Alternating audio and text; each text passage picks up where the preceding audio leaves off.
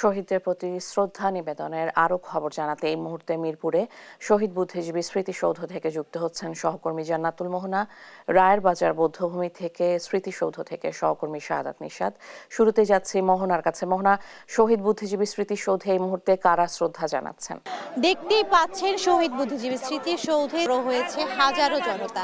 সকাল থেকে রাষ্ট্রপতি এবং প্রধান উপদেষ্টার পুষ্পস্তবক অর্পণের পরেই সাধারণ স্তর থেকে শুরু করে বিভিন্ন পেশাজীবী দল, রাজনৈতিক দল সহ বিভিন্ন শিক্ষক সহ এবং নানা দলের মানুষরা জড়ো হয়েছেন এবং আপনারা দেখতে পাচ্ছেন এখানে বেদিতে তারা পুষ্পস্তবক অর্পণ করছে। এবং আমরা এখন দেখতে পাচ্ছি যে বঙ্গবন্ধু শেখ মুজিব মেডিকেল কলেজ বিশ্ববিদ্যালয়ের উপাচার্য এই মুহূর্তে পুষ্পস্তবক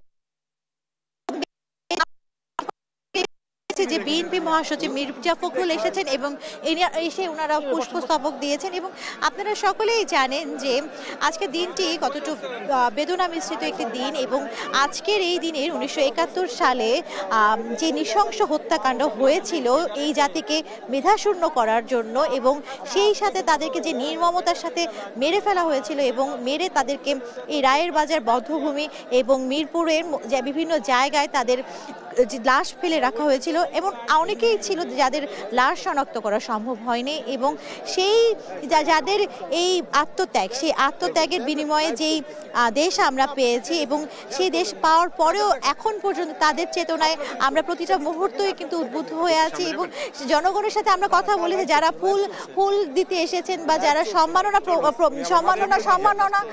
সম্মাননা দিতে এসেছেন তারা আমরা দেখছি সকাল থেকেই ভিড় জমেছে এবং স্বতঃস্ফূর্তভাবে ছাত্র জনতা সহ অন্যান্য পেশাজীবী দল, রাজনৈতিক দল সহ সকলেই আসছেন এবং সম্মাননা জানানোর জন্য তারা বেদির সামনে জড়ো হচ্ছে। এবং আপনারা ইতিমধ্যে দেখতে পাচ্ছেন যে পুরো মিরপুর বুদ্ধিজীবী স্মৃতিসৌধ যে জায়গাটি রয়েছে সেখানে পুরো তিল ধারণের ঠাঁই নেই এবং সকালে যে পরিমাণ আমরা ছাত্র জনতা দেখেছি তার তুলনায় এখন বৃদ্ধি পাচ্ছেন এবং উত্তরোত্তর বৃদ্ধি পাচ্ছে। তো বৃদ্ধি পাওয়ার সাথে সাথে এখানে আমরা আপনাদেরকে বলতে চাই যে রায়ের বাজার বধ্যভূমিতে আছেন আমাদের সহকর্মী শাহাদাত নিশাত। তো আমরা তার কাছে যেতে চাই এবং শাহাদাত নিশাত থেকে জানতে চাই যে কি অবস্থা ওখানকার কারা এসেছেন সম্মাননা জানাতে এবং কি খবরাখবর জানাবেন নিশাত। ধন্যবাদ মোহনা জানাচ্ছিলেন যে মিরপুর বধ্যভূমি রয়েছে সেইখানের খবর। আমরা এই মুহূর্তে আছি রায়ের বাজার বধ্যভূমি যেটি মোহাম্মদপুর অবস্থিত এবং সেখানকার যদি বর্তমান পরিস্থিতি আমরা একটু দেখানোর চেষ্টা করি। সকালে সেই কাকডাকা ভোর থেকে কিন্তু এখানে সাধারণ মানুষরা কিন্তু আসতে শুরু করেছে, তবে প্রথম অবস্থায় তুলনামূলক কম হলেও এখন আস্তে আস্তে আসলে ভিড় বাড়তে আছে। অর্থাৎ শহীদ বুদ্ধিজীবী যারা আছেন তাদেরকে স্মরণ করতে আমরা ইতিমধ্যেই সবচেয়ে বেশি এখানে যেটি লক্ষ্য করতে পারছি বিভিন্ন শিক্ষা প্রতিষ্ঠানের শিক্ষার্থীরা তারা শ্রদ্ধা জানাতে এসছে এবং একই সাথে যে বাবা তার সন্তানকে নিয়ে আসছে এবং একই সাথে এখানকার স্থানীয় বিএনপি, সমাজতান্ত্রিক দল সহ কমিউনিস্ট পার্টি বেশ কয়েকটি রাজনৈতিক দলের কিন্তু নেতাকর্মী যারা আছে তারাও কিছুক্ষণ আগে এখানে আমরা দেখেছি শ্রদ্ধা জানাতে এসছে। এবং সেই সাথে যদি একটু জানিয়ে রাখি এখানে আসলে অন্যান্য বছরের তুলনায় এখন এই কিছুটা হলেও এখানে ভিড় কম লক্ষ্য করা যাচ্ছে। একই সাথে শহীদ পরিবার যারা আছে তাদের থেকে এখনো আমরা আসলে শহীদ পরিবারের কোনো সদস্যকে এখানে পাইনি। কিছুক্ষণ পরে এখানে বৈষম্য বিরোধী ছাত্র আন্দোলনের পক্ষ থেকে কবর জিয়ারত অনুষ্ঠিত হবে এবং সেখানে যারা শহীদ হয়েছেন তাদের শ্রদ্ধা জানিয়ে তাদের প্রতি দোয়া করা হবে।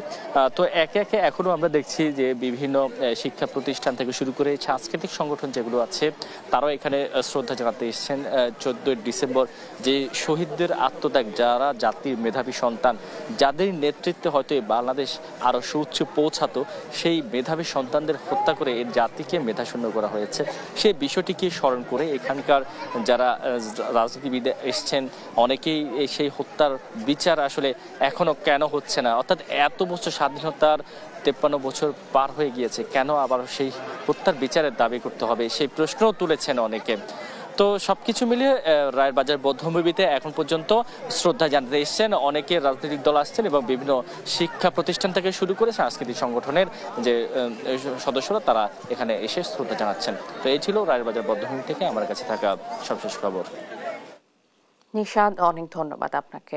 রায়ের বাজার বধ্যভূমি এবং শহীদ বুদ্ধিজীবী স্মৃতিসৌধ থেকে জান্নাতুল মোহনা ও শাহাদাত নিশাদ জানাচ্ছিলেন সর্বশেষ তথ্য।